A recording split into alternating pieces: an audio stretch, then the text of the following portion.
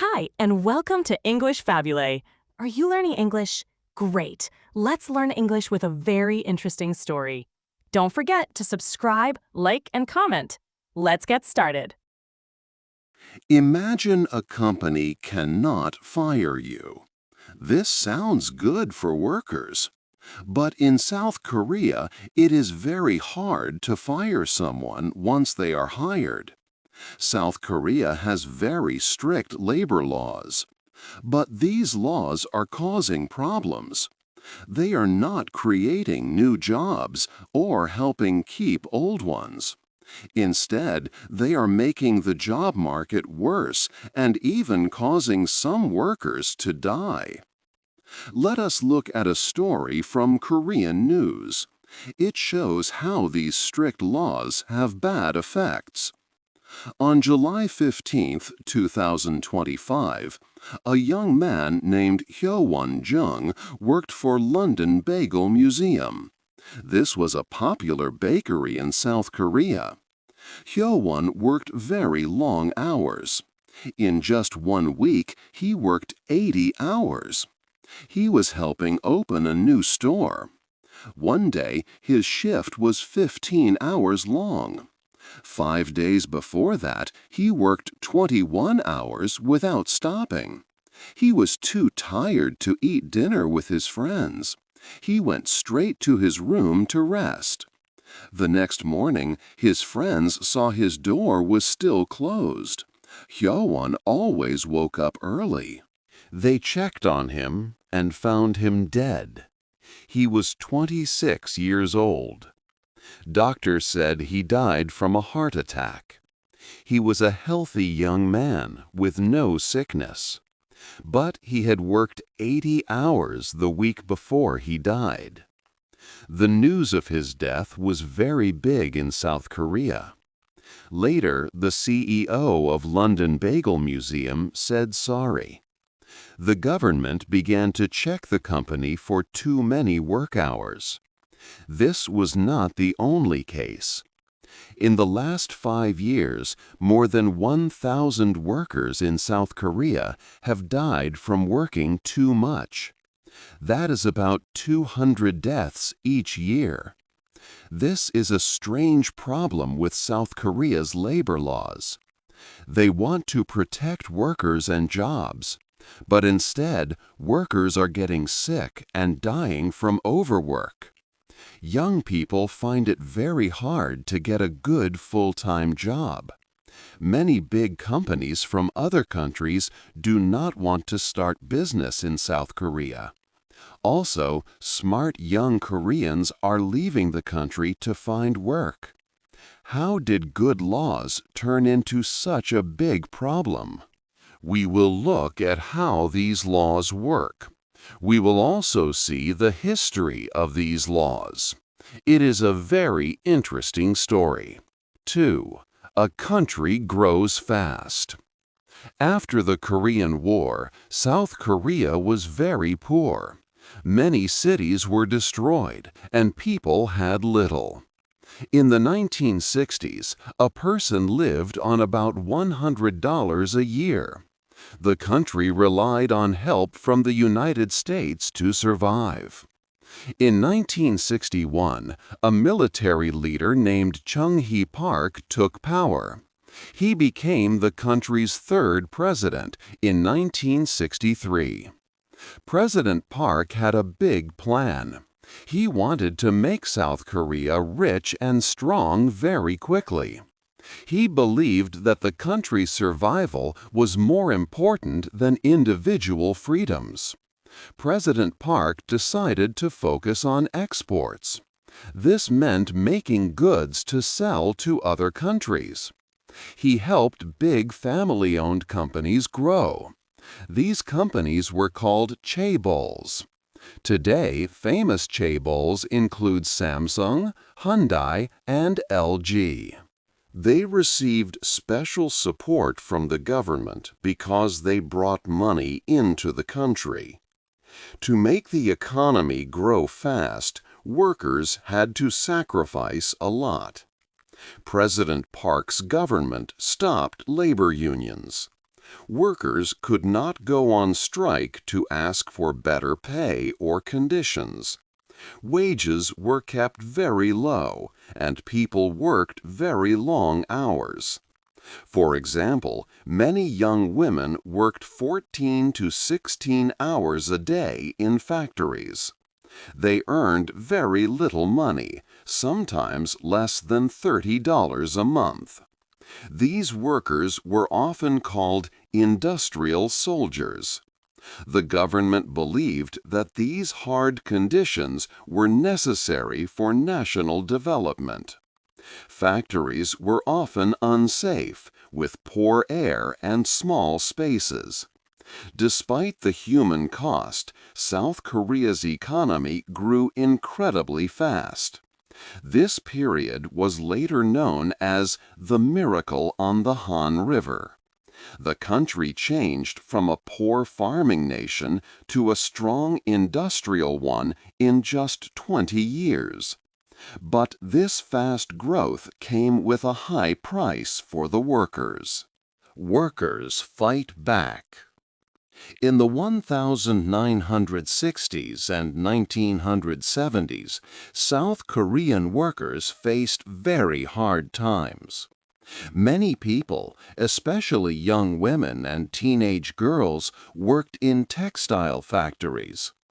These workers were often between 14 and 24 years old. They worked long hours, sometimes 14 to 16 hours a day, with little rest. Their pay was very low, often less than $30 a month. Factories were unsafe and unhealthy. Workers were crammed into tiny spaces, had poor air, and fire exits were often locked. Supervisors treated them harshly, seeing them as industrial soldiers for national growth. One young man, Tae-il-jeon, saw these terrible conditions. He was a 22-year-old tailor in Seoul's garment district in 1970. He worked in small, crowded basement workshops for 15-hour shifts. Tae-il noticed that many workers were very young, some just 15. They earned so little that they could not even buy food after a full day's work. Also, hundreds of workers often shared only one bathroom, so people avoided drinking water during shifts. Tae-il wanted to help. He documented the poor conditions like a reporter. He tried to tell radio stations and newspapers, but no one listened.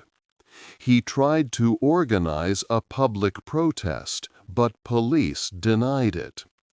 On November 13, 1970, Tae-il made a desperate plan. He decided to burn a copy of the labor standards law during a demonstration. This law was supposed to protect workers, but it was not being used. When police stopped his protest, Tae-il made a tragic choice. He poured gasoline on himself and set himself on fire.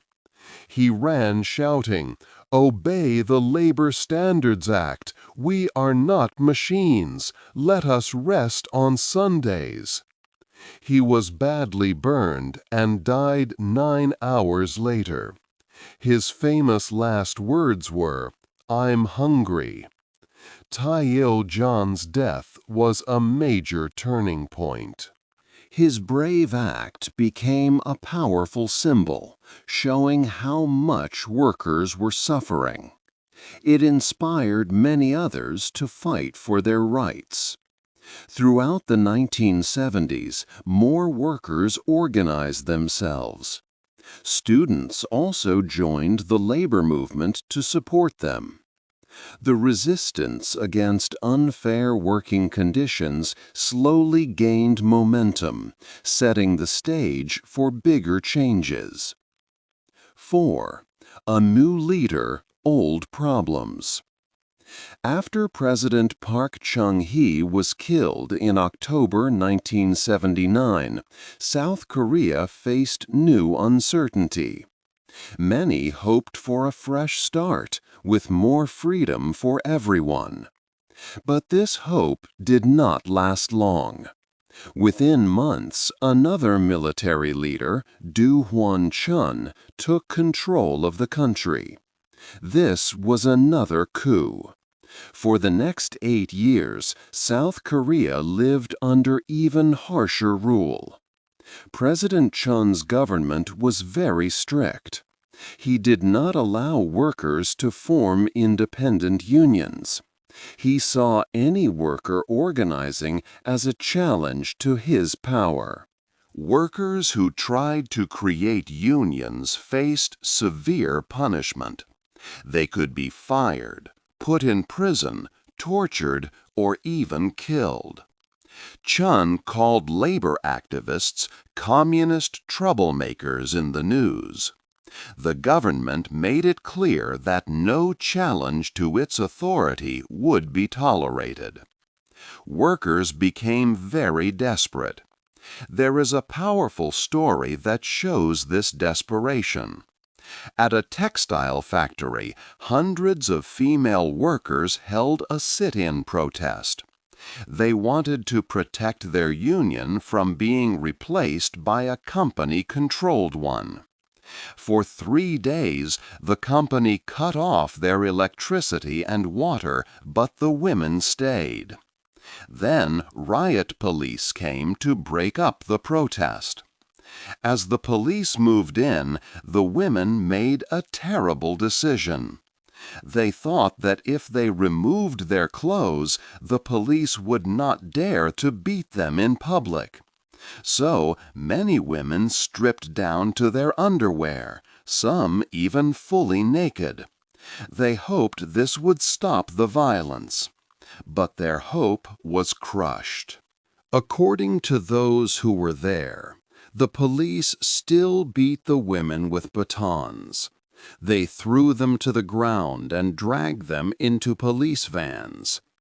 This incident shows the brutal reality that workers faced in the 1980s. Such crackdowns made the labor movement's anger grow, pushing it towards a breaking point. 5. A big change for workers. The pressure on workers kept growing throughout the 1980s. Every time the government used force against peaceful protests, more and more people felt angry and frustrated. This strong feeling built up for many years, leading to a very important moment in 1987. This year would bring a huge, lasting change for everyone in South Korea. In 1987, a historical event called the Great Workers' Struggle took place. Over 1 million workers across the entire country decided to stop working at the same time. This was not a small local protest. It was a nationwide uprising. People from many different industries joined in. Shipyard workers, auto workers at big companies like Hyundai, textile workers, miners, and construction workers all put down their tools. Factories and workplaces in many sectors shut down completely. The workers were demanding more than just better wages, though that was important. They wanted fundamental rights. The right to form independent unions, the right to bargain as a group with their employers for fair working conditions, and most importantly, the right to be treated with human dignity at work. President Do Hwan-chun's government was completely caught off guard. For decades, previous leaders and Chun himself had used harsh methods to stop any kind of worker organizing. But this time, the worker revolt was too massive to suppress with force. There were too many people protesting, and their determination was too strong. Facing widespread strikes and public anger, President Chun was forced to step down from power. This was a critical turning point for South Korea, leading to the establishment of a new democratic constitution by the end of 1987. South Korea finally became a true democracy. After the government's major concession, a wave of new labor organizing began. Over 2,000 new independent labor unions quickly formed between July and September 1987. This explosion of worker power meant that employers, under intense public pressure, had to negotiate directly with these unions. Companies across major industries quickly agreed to significant wage increases, with many workers seeing their pay rise by 20 to 30% almost overnight. This powerful movement in 1987 completely transformed the landscape of labor in South Korea. It directly led to the creation of very strong new labor laws. The country went from a time where workers had almost no rights to a firm belief that workers must never be exploited again. The pendulum of worker protection swung dramatically in the opposite direction. This significant shift created the complex labor system that South Korea is still dealing with today. 6. The new rules.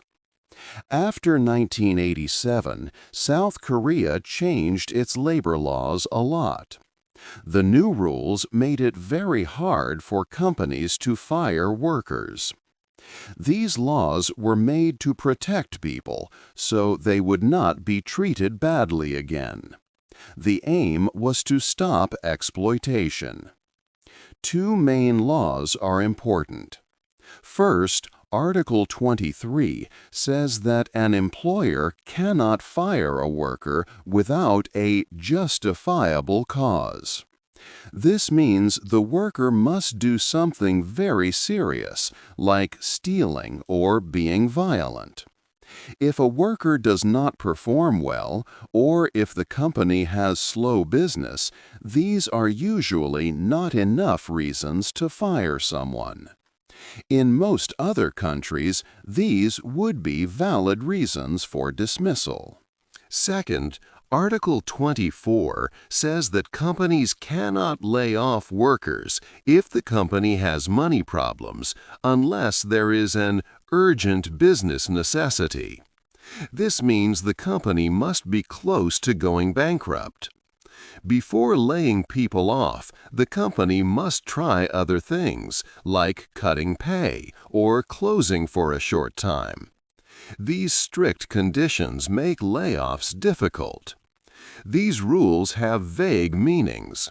The Labor Relations Commission helps decide what is justifiable cause or urgent business necessity. If a worker is fired, they can ask the Commission for help. The Commission often decides that the company was wrong.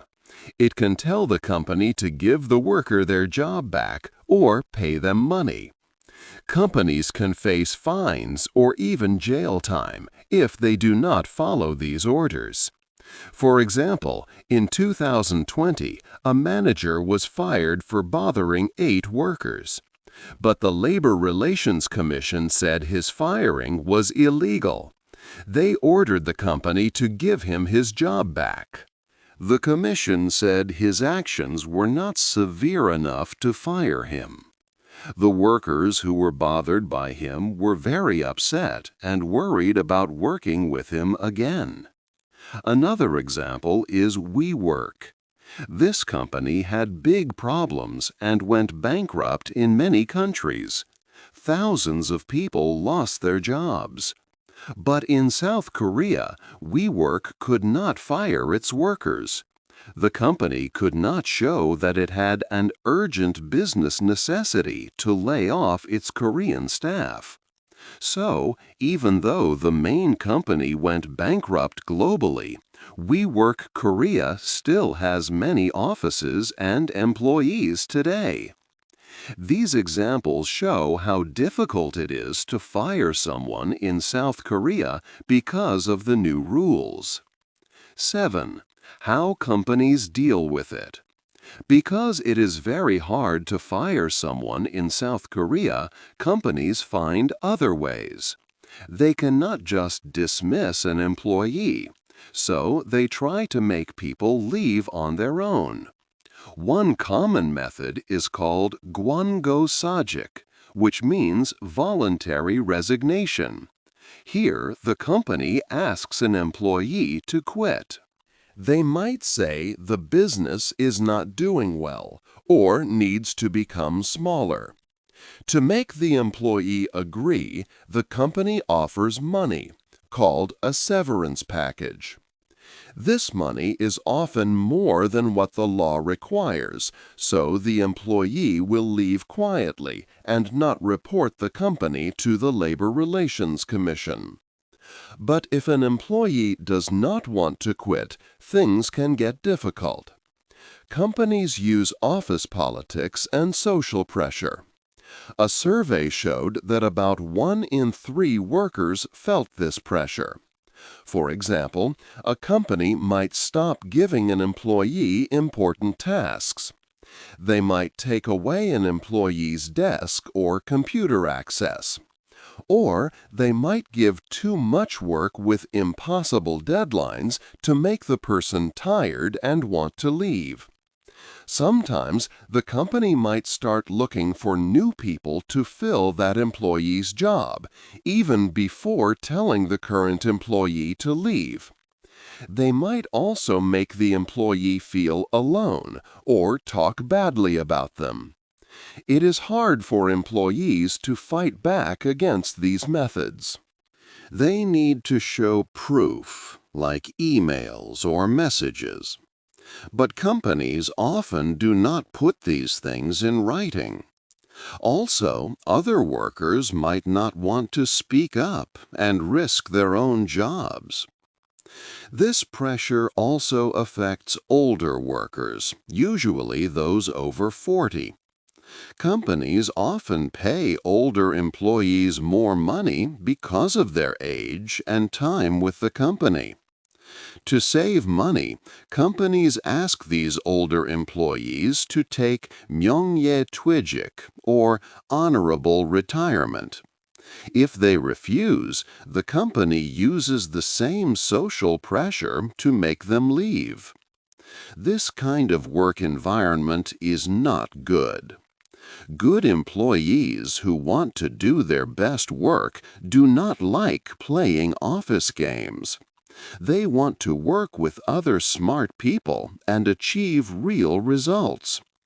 Because of this toxic culture, many talented workers, especially in fields like technology, are leaving South Korea. They look for jobs in other countries, like the United States, even if Korean companies offer them more money. These strict laws and company methods are pushing good people away. 8. The problem today. The strong labor laws that were made to protect workers have also created new problems today in South Korea. Companies are now very careful when they think about hiring new permanent staff. They are afraid that once they hire someone, it will be almost impossible to let them go, even if the business changes or if the worker does not perform well.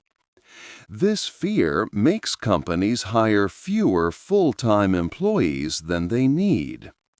Because companies are understaffed, the workers who already have jobs must work very long hours. They often have to do the work that many people should share. This leads to severe overwork and exhaustion. Sadly, in recent years, over 1,000 workers in South Korea have died because they worked too much. This means about 200 people die from overwork every year.